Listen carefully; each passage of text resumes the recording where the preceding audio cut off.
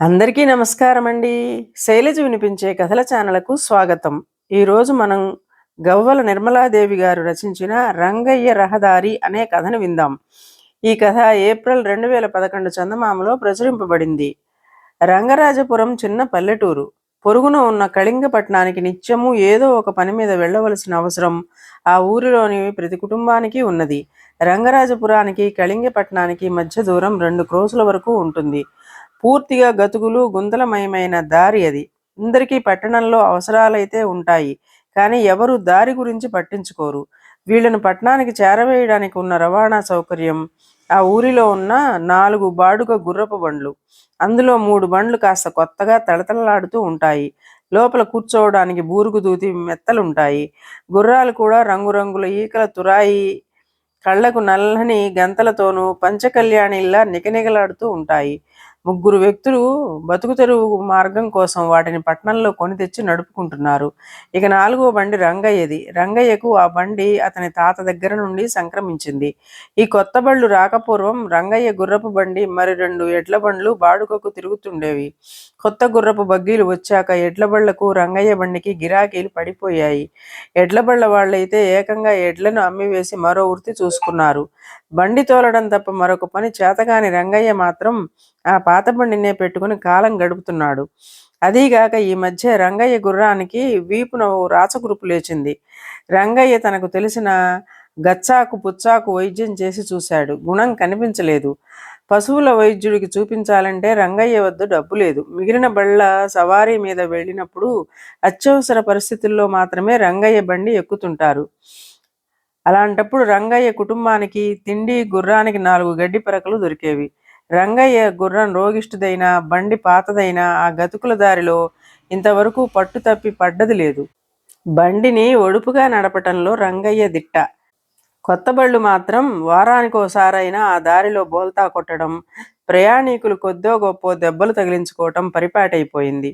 ఆ రోజు కూడా రంగయ్య తన బండిని తీసుకొచ్చి సవారీ కోసం వేచి చూడసాగాడు. ఇంతలో ఒక ధనిక వ్యక్తి హడావుడిగా రంగయ్య బండి దగ్గరికి వచ్చి, పట్నం వెళ్ళాలి, సవారీ వస్తావా అని ప్రశ్నించాడు. మిగిలిన బళ్ళవాళ్ళు అతనిని చుట్టుముట్టి తమ బండి ఎక్కాలంటూ పోటీపడి అడగసాగారు. ఆ వ్యక్తి వాళ్లతో వద్దని చేత్తో సైగ చేస్తూ రంగయ్య బండి ఎక్కి కూర్చున్నాడు. కొద్ది దూరం వెళ్ళాక రంగయ్య బండి ఎక్కిన ఆ వ్యక్తితో, అయ్యా, తమరు ఊరికి కొత్తలా ఉన్నారు, ఏదైనా కొత్త బండిలో వెళ్ళవలసింది, నా బండిలో సౌకర్యంగా ఉన్నదో లేదో అన్నాడు నసుకుతూ. అందుకు ఆయన, ఏం కొత్త బళ్ళయ్యా బాబు, సొగసుగా ఉందని నిన్న ఇలాంటి బండిలోనే వచ్చాను. గతుకుల్లో కుదుపులకు ఒళ్ళు హూనమైంది. నిన్న మా బంధువు ఒకరిని చూడటానికి వచ్చాను అని కాస్త ఆగి, ఇందాకటి నుండి నువ్వు బండి నడపడం చూస్తున్నాను, ఇంత కూడా కుదుపు అన్నది కనపడడం లేదు. నీ బండిలో గడ్డిపరిచిన గోతాం బొంతే చాలా సౌఖ్యంగా ఉన్నది. నీ గుర్రం కూడా వీపు మీద అంత పెద్ద కురుపున్నా చక్కగా స్వారీ చేస్తున్నది అని ఆశ్చర్యం వ్యక్తపరిచాడు. రంగయ్య ఆయనతో భారంగా ఇలా అన్నాడు, అయ్యా, ఈ దారి మా తాతల కాలం నుండి ఇలాగే ఉన్నది. నాకు తోలుడు బాగా అలవాటైపోయింది.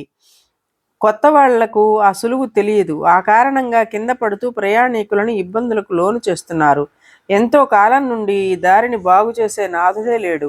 ఊరు అంతంత మాత్రంగానే ఉన్నది. ముందు దారి బాగుపడితే తక్కినవన్నీ సమకూరి ఊరు ఎదుగుతుందని నా అభిప్రాయం.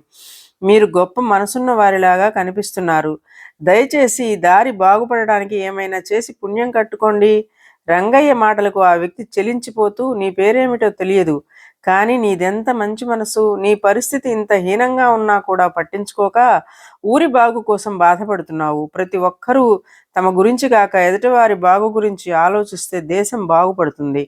నా చేతనైన సాయం చేస్తాను అన్నాడు. ఇంతలో పట్నం వచ్చింది. ఆయన బండి దిగి రంగయ్య చేతిలో 10 రూపాయలు పెట్టాడు. ముందు నీ గుర్రానికి వైద్యం చేయించుకో, త్వరలోనే మళ్ళీ కలుస్తాను అంటూ వెళ్ళిపోయాడు. రంగయ్య నోరు వెళ్ళబెట్టేశాడు. ఆ వ్యక్తి బండి దిగి అటు వెళ్ళిపోతూనే 2 వ్యక్తులు హడావుడిగా రంగయ్య బండి దగ్గరికి వచ్చి, రంగయ్య, కాస్త బండెక్కించుకొని ఊళ్ళో దించుదు అన్నారు. వాళ్ళు ఇంతకుముందు రంగయ్య బండి ఎక్కడానికి చేదరించుకున్న తన ఊరి వాళ్లే. రంగయ్య వారితో, తమ బోంట్లకు నా బండి ఎక్కతగదు, మరో బండి చూసుకోండి అన్నాడు నిష్ఠూరంగా. అందుకు వాళ్ళు, అంతటి గొప్ప మనిషే నీ బండి ఎక్కగా లేనిది మేమనగా ఎంత అని రంగయ్యతో బండి ఆపించి ఎక్కి కూర్చున్నారు. ఏమిటి మీరు అంటున్నది అని అడిగాడు రంగయ్య. అందుకు వాళ్ళు, అతడు రాజుగారి ఆస్థానంలో పనిచేసే ఒక ఉద్యోగి. అంత గొప్ప వ్యక్తి సాదాసీదా వాడిలా నీ బండి ఎక్కి రావడం నీ అదృష్టమే. నీ పరిస్థితి చెప్పుకుని సాయం అడగవలసింది అన్నారు. అలాగా, అడిగానండి, సహాయం చేస్తానని మాటిచ్చారు అన్నాడు రంగయ్య సంతోషంగా. ఇంకే, నీ రొట్టె విరిగి నేతిలో పడ్డట్టే అని వాళ్ళు ఊరు రావడంతో రంగయ్యకు బాడుగ డబ్బులు మామూలు కంటే ఎక్కువ ఇచ్చి వెళ్ళిపోయారు. ఆ రోజు నుండి రంగయ్య దశ కూడా మారింది. ముందు గుర్రానికి వైద్యం చేయించాడు. వైద్యుడు ఇచ్చిన 3 మోతాదుల మందుతో గుర్రపు కురుపు మచ్చ కూడా లేకుండా మాయమైంది. గుర్రానికి సమృద్ధిగా దాణా కొన్నాడు. క్రమంగా రంగయ్య బండికి కూడా గిరాకీలు బాగా రాసాగినాయి. బండికి కూడా మరమ్మతులు చేయించి కొత్త హంగులు కొన్ని జత చేశాడు. ఒకరోజు సవారీ మీద పట్నం వెళుతున్న రంగయ్యకు దారంతా మనుష్యులతో హడావుడిగా కనిపించింది. బళ్ళ కొద్దీ మట్టి, గులకరాళ్ళు కుప్పలు పోస్తూ కొందరు, కొలతలు తీసుకుంటూ కొందరు హడావుడిగా కనిపించారు. రంగయ్య బండిని ఒక పక్కగా ఆపి చూడసాగాడు. ఇంతలో ఆ రోజు రంగయ్య బండి ఎక్కి వచ్చిన వ్యక్తి అల్లంత దూరంలో ఉండి ఎవరికో సూచనలు ఇస్తూ కనిపించాడు. రంగయ్య చప్పున ఆ వ్యక్తిని సమీపించి, దండాలు బాబుగారు అంటూ నమస్కరించాడు. అతడు తల ఊపి రంగయ్యను చూసి, ఆ రోజు నీ పేరు అడగడం మర్చిపోయానయ్యా, తర్వాత విచారించి తెలుసుకున్నాలే, అదలా ఉంచు. ఇప్పుడెలా ఉన్నావు రంగయ్య అంటూ పలకరించాడు. అందుకు రంగయ్య, మీ దయ వలన బాగున్నాను. మీరు నా మాట మరవకుండా దారి మరమ్మతులు చేయిస్తున్నట్లున్నారు. చాలా సంతోషం బాబు అన్నాడు ఆనందంతో. అందుకు ఆ వ్యక్తి, నువ్వు చేసిన దాని ముందు ఇదెంత? నీవెంత దీన పరిస్థితుల్లో ఉన్నా పట్టించుకోక మీ ఊరు దారి గురించి మదనపడ్డావు. అందరూ నీలాగా ఎదుటివారి బాగు గురించి ఆలోచిస్తే ఎంత బాగుంటుంది అని కాసేపు ఆగి మళ్ళీ, నేను రాజుగారి వద్ద రహదారుల శాఖలో పనిచేస్తున్న ఒక ముఖ్య ఉద్యోగిని. నీవు ఈ దారి గురించి ఊరి వారి ఇక్కట్ల గురించి చెప్పడంతో అర్జీ ఒకటి తయారు చేయించి రాజుగారికి సమర్పించాను. వెంటనే రాజుగారు దారి మరమ్మతులకు అనుమతి ఇచ్చారు. కొన్నాళ్లకు మీ ఊరికి రహదారి వస్తుంది. ఆ దారికి పేరు కూడా నేనే నిర్ణయించాను. అదేంటో తెలుసా? రంగయ్య రహదారి అన్నాడు నవ్వుతూ. రంగయ్యకు ఆనందంతో కళ్ళ వెంట నీళ్లు తప్ప నోట మాట రాలేదు. ఇదండి కథ. ఈ కథ మీకు నచ్చినట్లయితే లైక్ చేయండి, షేర్ చేయండి, కామెంట్ చేయండి, సబ్స్క్రైబ్ చేసుకొని నన్ను ఎంకరేజ్ చేయండి. నమస్కారం అండి.